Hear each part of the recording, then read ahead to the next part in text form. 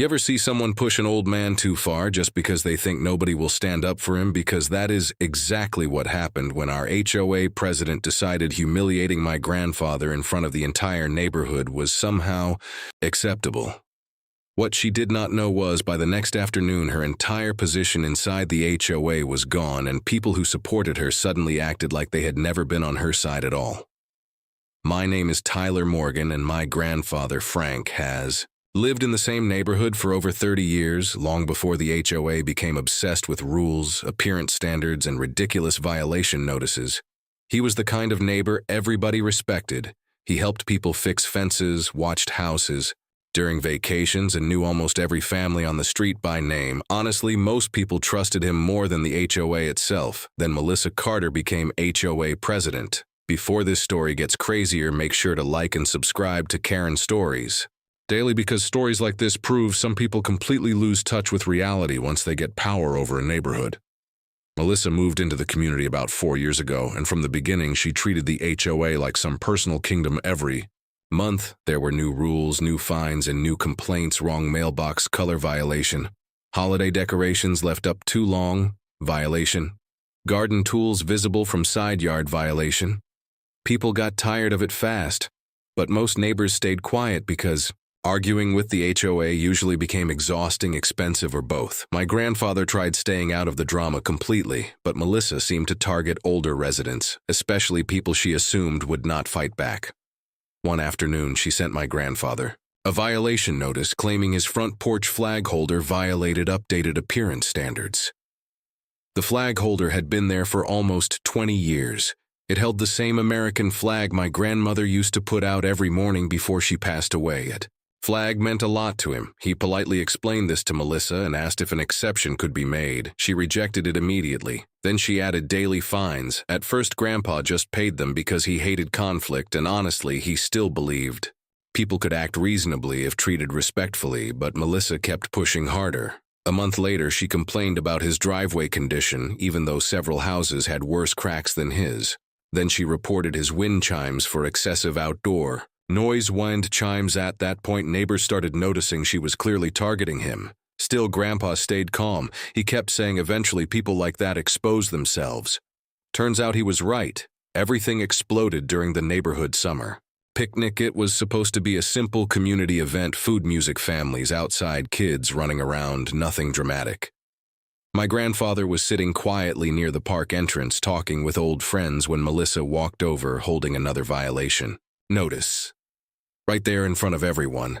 At first, Grandpa stayed polite, asking if they could discuss it later because he did not want conflict during the event. But Melissa clearly wanted attention.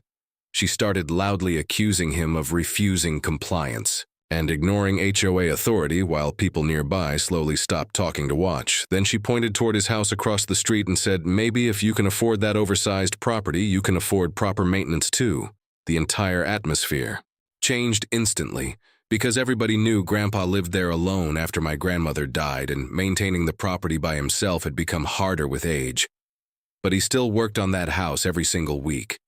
Hearing Melissa talk to him like that in public honestly made my blood boil. Then she crossed the line completely. She grabbed the violation notice and taped it directly onto his shirt while laughing about repeated non-compliance. For a second, the whole park went silent. I looked at my grandfather, expecting anger, but honestly what hurt most was seeing embarrassment on his face. That quiet kind of embarrassment older people get when someone publicly disrespects them and they do not want to make a scene. That moment changed everything. For me, I walked straight toward Melissa, pulled the notice off his shirt, and told her calmly she needed to leave him alone immediately. Instead of backing down, she started threatening legal escalation and additional fines. Then she actually said, "Maybe people who cannot maintain community standards should not live here anymore." Several neighbors immediately reacted after hearing that. One woman told Melissa she was going too far, while another neighbor openly asked why she kept targeting elderly residents. Melissa ignored all of them. She acted completely untouchable. What she forgot was something very important. The HOA only had power because residents allowed it. And after humiliating my grandfather publicly, she finally pushed too far for people to stay silent. That night, I started making phone calls. Turns out almost everybody in the neighborhood had stories about Melissa abusing HOA authority, selective fines, harassment threats, intimidation targeting older homeowners, and constantly changing rules without proper voting procedures. People were angry, really angry. Most had simply been too exhausted to fight back individually. But once neighbors heard what happened to Grandpa during the picnic, something shifted fast. The next morning, I met with several residents at a local diner, and honestly, I expected maybe 10 people. More than 30 showed up. Some brought folders filled with violation notices and HOA letters going back years. One couple explained Melissa fined them over chalk drawings their grandkids made on the driveway. Another resident showed proof she approved violations against houses she personally disliked while ignoring identical issues at friends' homes. The deeper we looked, the worse everything became. Then one retired accountant named George revealed something massive. According to HOA financial reports, Melissa authorized multiple spending decisions without full board approval. That got everybody's attention immediately. Because annoying behavior is one thing, but possible misuse of HOA funds changes the situation completely. By afternoon, residents were demanding an emergency HOA meeting. Melissa still acted confident at first, probably assuming people would calm down eventually, like always. She underestimated how protective this neighborhood was of my grandfather, especially older residents who suddenly realized they could easily become her next target. That evening, the community clubhouse became packed wall to wall with angry homeowners. I had honestly never seen so many people attend an HOA meeting before. Melissa walked in holding her usual stack of paperwork, acting like she still controlled the room. Then she saw the crowd. And for the first time since all this started, she actually looked nervous.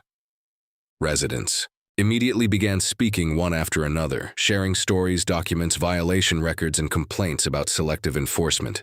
The room became impossible for Melissa to control. Every excuse she gave only made people angrier. Then George stood up and presented copies of unauthorized spending approvals connected directly to Melissa's leadership decisions. The entire room erupted. At that point, even some HOA board members started distancing themselves publicly. One board member actually admitted they approved things simply because Melissa pressured them constantly. That statement destroyed whatever authority she still had left. Then my grandfather slowly stood up, and the second he did, the room became completely silent. He looked directly at Melissa and calmly said something I will never forget. He said, "Leadership is not about controlling people. It is about respecting them. And the moment you lose respect, you lose everything else too." You could see the entire room react to that, because, deep down, everybody knew he was right. And honestly, Melissa looked like she finally realized her power inside the neighborhood had completely collapsed in a single day. By the end of the meeting, residents voted to remove Melissa as HOA president immediately, and several board members resigned right beside her. The fines against my grandfather were erased, and new HOA oversight rules were created to stop abuse of power in the future. Melissa left the clubhouse completely silent while neighbors surrounded my grandfather, showing support. The same people she tried controlling for years finally stood up together and ended everything in one night. If you enjoyed this story from Karen Stories Daily, then like, subscribe, and comment below if you think some HOA leaders forget they work for the community, not above it.